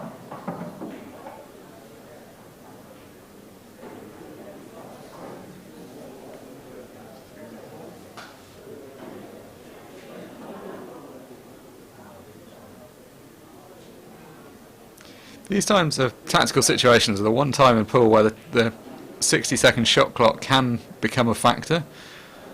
Most clearances, there's very rarely any reason to be spending anything like 60 seconds thinking about what shot to play, but sometimes you can get into tactical situations that just require that little bit more thought. Not that Karl was particularly running up to the time limit there, but generally you can need a bit more time sometimes. Both of these two generally pretty quick players, they're not getting too troubled by the 60-second limit. See the referee in the background there, George Bradbury, holding the stopwatch.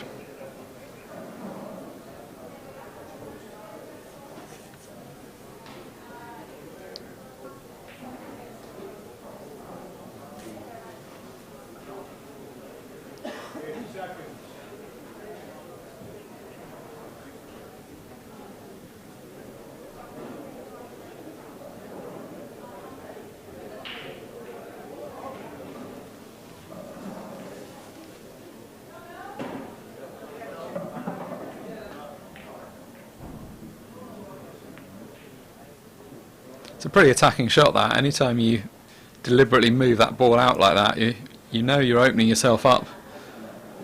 The Reds aren't in a perfect position, but you can see there is opportunity for Karl to blast the red up the right hand side off that yellow and potentially open that pocket up, albeit it's not quite set for that to be a straightforward opportunity. There would be other players that wouldn't have played the shot that Mick did and would have tried to bide their time a bit more. Not really a right or wrong answer to the question, and often you don't really know the answer until you've played the rest of the frame and you see whether it was right to be attacking or not.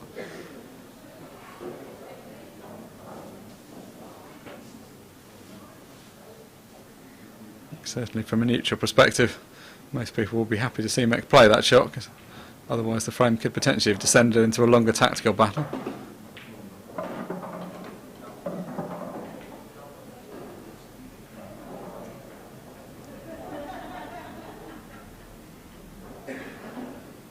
So it's all about this shot. You can pot the ball, but can he get the pocket open? Yes, he can.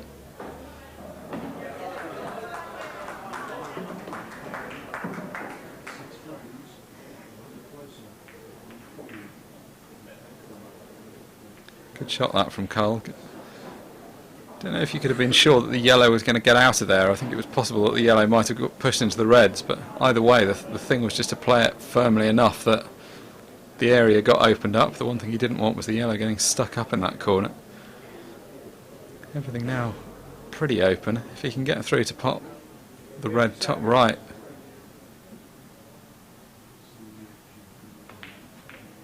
Well, not directly, but able to manufacture a plant, although the trouble is with manufacturing that kind of plant, it's what happens to the second ball, not the first one. The pot's okay, but the outcome hasn't actually been that good. He's now got himself into a bit of trouble because the only red that he can pot does not offer good position back up to the two reds that are now tied up at the top of the table.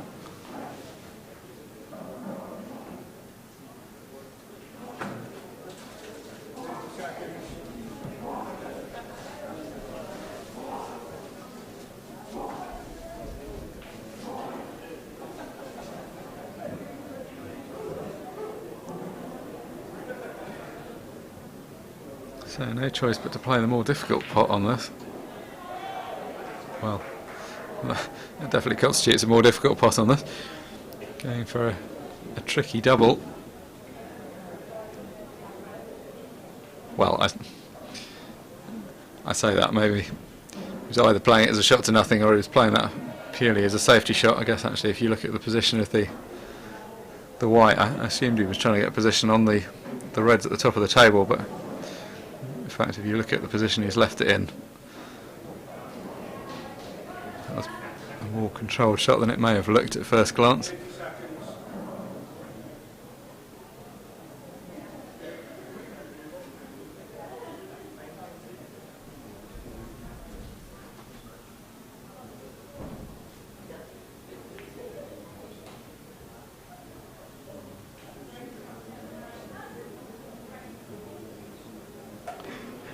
Quite what he had in mind, because he's, albeit not easy, he's left Karl access to the two reds at the top of the table.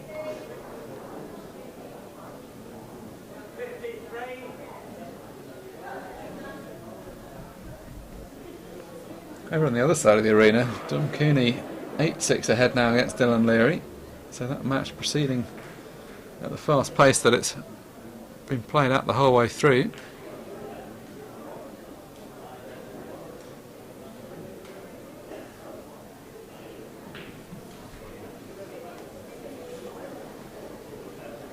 In two good quality semi-finals that we've been treated to today. Don't think we ever expected anything different really, but it's nice to see the quality of attacking play that we have done.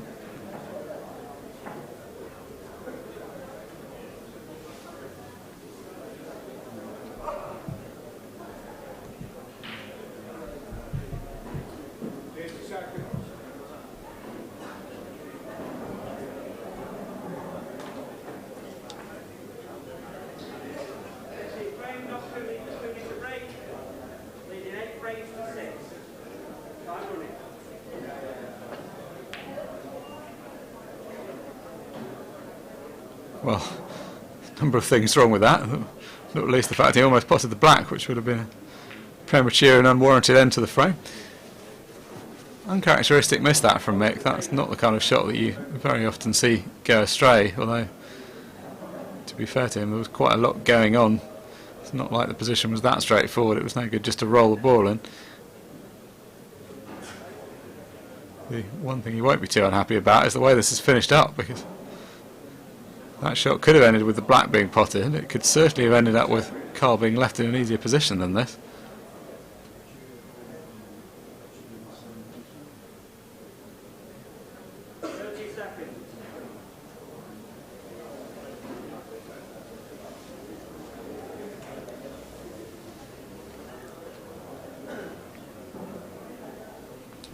So difficult this queuing over the black.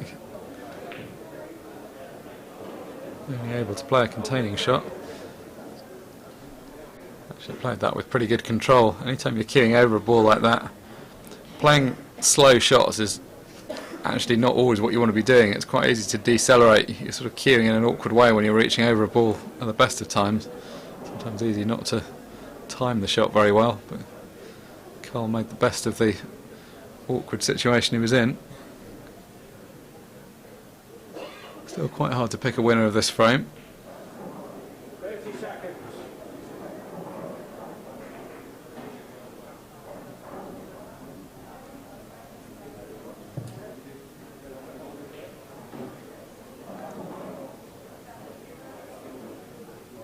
It's obvious where the frame is going to be decided. It's that top right-hand corner pocket where the significant action is going to take place. Mick's played a pretty good shot, although it's stopped just short of actually covering the pocket, so still a chance for Karl to squeeze a red past. And in fact, he could get through to the one on the right, which is the one that was going to go past, so that's turned out really well. So, the frame in fact decided slightly quicker than maybe we expected a moment ago. Still going to be 3 frames behind, but at least if Karl wins this one, he's still taking a meaningful part in this match, and he's still got every chance of winning.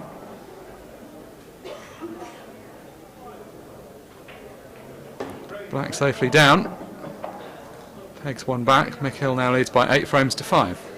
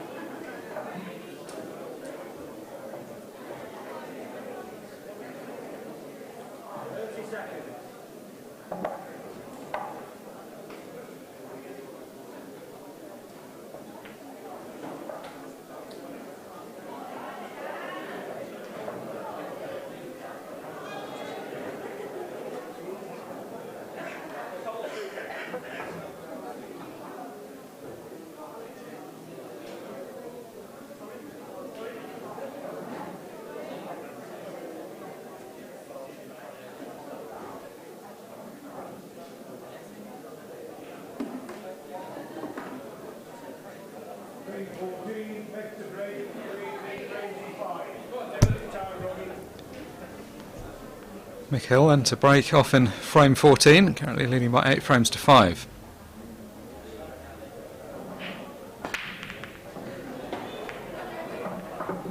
Big powerful break, one of both balls potted.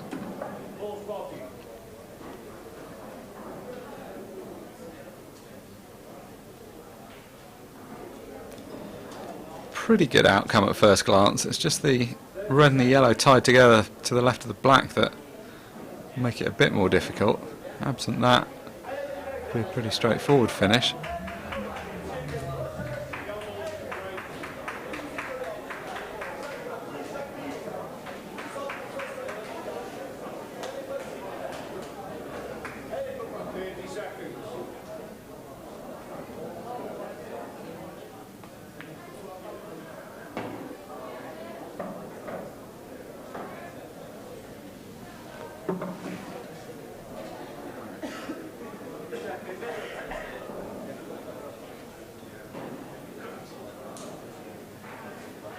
I think the yellow that's touching the red will go to the bottom left-hand corner pocket, so I imagine his intention is probably going to be to try and drop behind it, pot it that way, avoids the need to move it.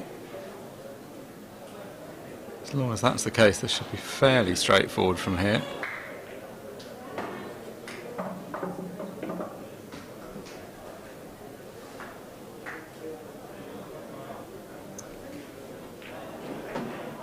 Always nice, of course, to get within 1 frame of victory. You know you've got your opponent under pretty significant pressure at that point.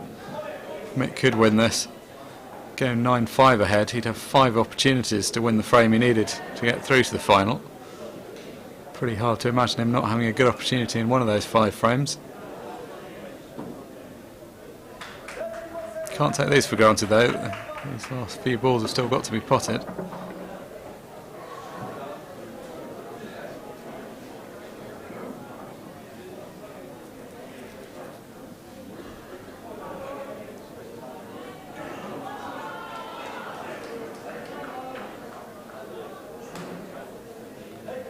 Not sure you necessarily feel any less pressure when you've been in this situation a lot of times before, but I guess you learn to handle it differently.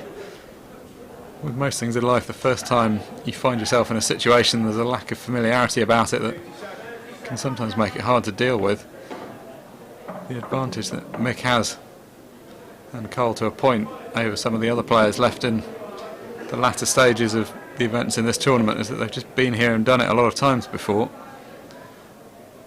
With that comes a kind of confidence. If you're Mick Hill, you know that you have managed to seal matches from difficult positions before and you don't have trouble with the finishing line.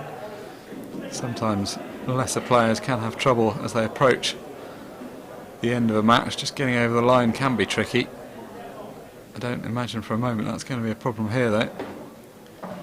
So electing for the cannon, the way the balls had fallen, that was the sensible way of going about it.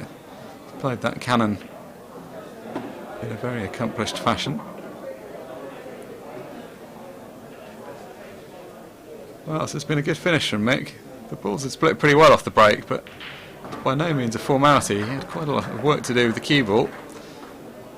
Handles it with the style that he always does and is now only 1 frame away from victory. Mick Hill leads Karl Sutton by 9 frames to 5.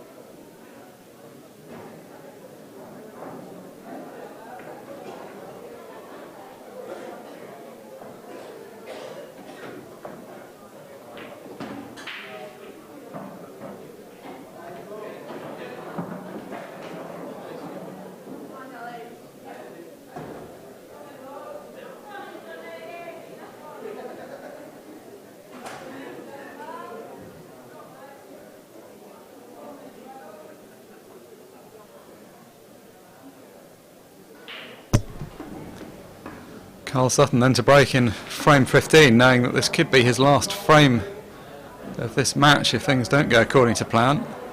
The equation's pretty simple for him. He's got to win all 5 of the remaining frames if he's going to book a place in the world final for the 2nd time in his career. Right now it's looking like his opponent's got a little bit too much in the tank for that to happen.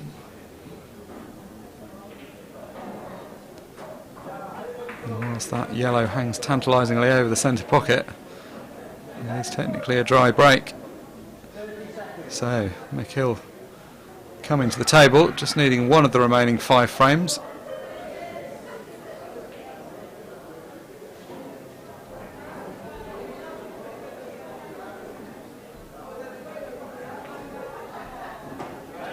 He's already the most prolific winner of this title in history with 5 titles. If he gets through to this final, that'll be 3 finals in a row and a chance to add the 6th title.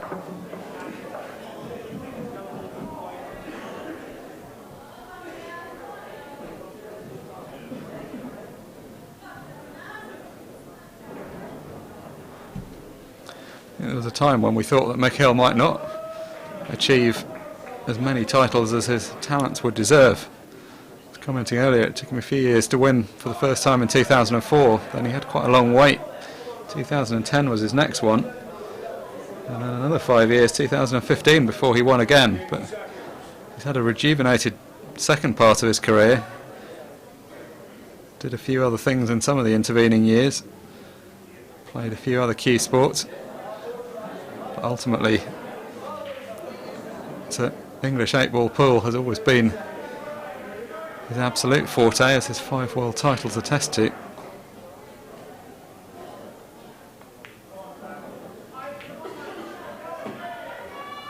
He looks so assured, no matter how difficult a shot is. You don't really expect him to miss it.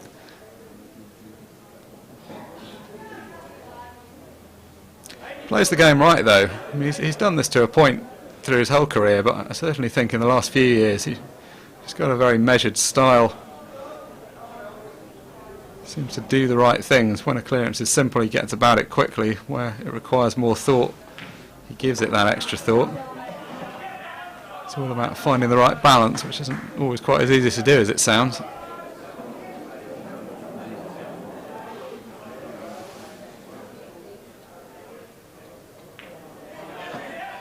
Meanwhile, you hear shouts on the other side of the arena. Dylan Leary staging a good comeback at the moment. He's got it back to 8-7 now. So it looks like that match could well go all the way.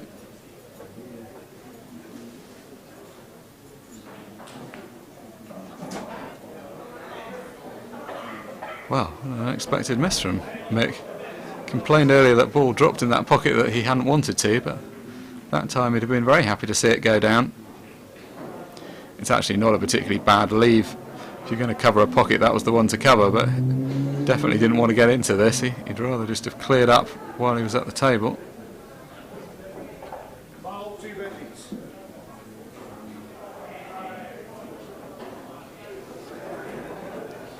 Unfortunately for Karl, even though he got back to the table sooner than he was expecting, just wasn't that much he could do with that opportunity.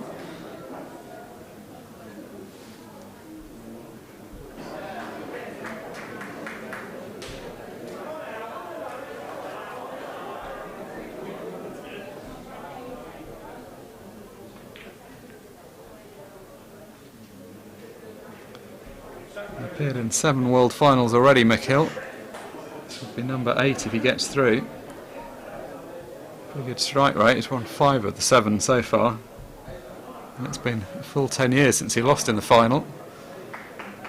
He lost to Gareth Potts in 2007 and then to his good friend Phil Harrison in 2009. But since then, his conversion rate has been exceptional.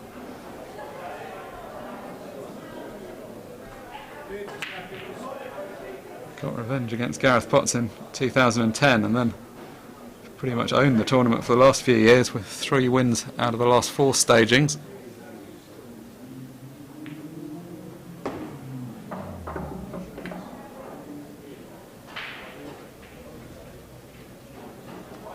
And this is looking like a good opportunity to get the match wrapped up at this visit. All the yellow balls go. The black will go once the 2 yellows have been removed.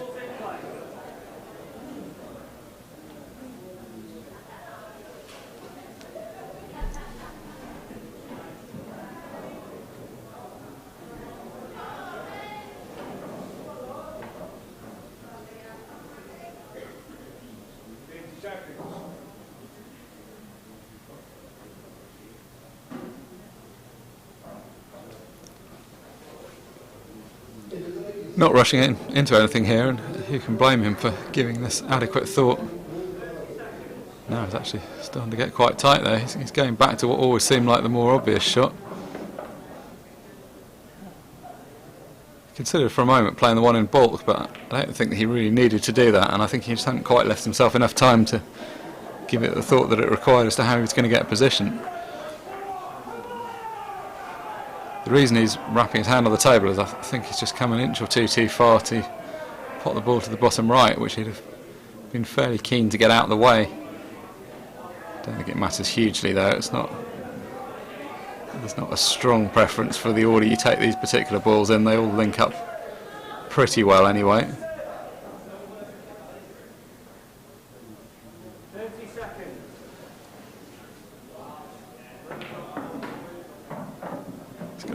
Got himself a little bit confused the last couple of shots. There's more indecision than we've typically seen from him.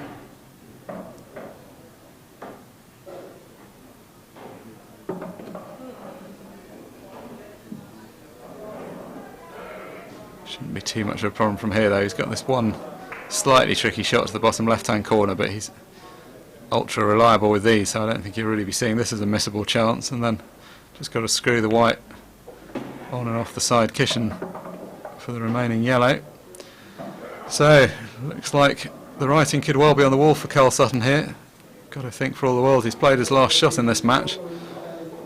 Simple positional shot for Mick to drop on the black to the same pocket. Karl's played his part in this match. He's taken out some good clearances when he's had opportunities, but ultimately he's just not had enough opportunities. Mick Hill has put on a masterclass performance, as we've seen from him so many times in this arena. Ultimately just had too much for his opponent. High quality safety play well required and high quality finishing in abundance throughout that match. Mick Hill beats Karl Sutton by 10 frames to 5 and books a place in tomorrow's final, which will be brought to you live from the Imperial Hotel at 1 o'clock tomorrow afternoon. Thank you for your company in this match. We'll be back shortly with further coverage throughout the day of the various team and other individual competitions that are still going on. Join us shortly.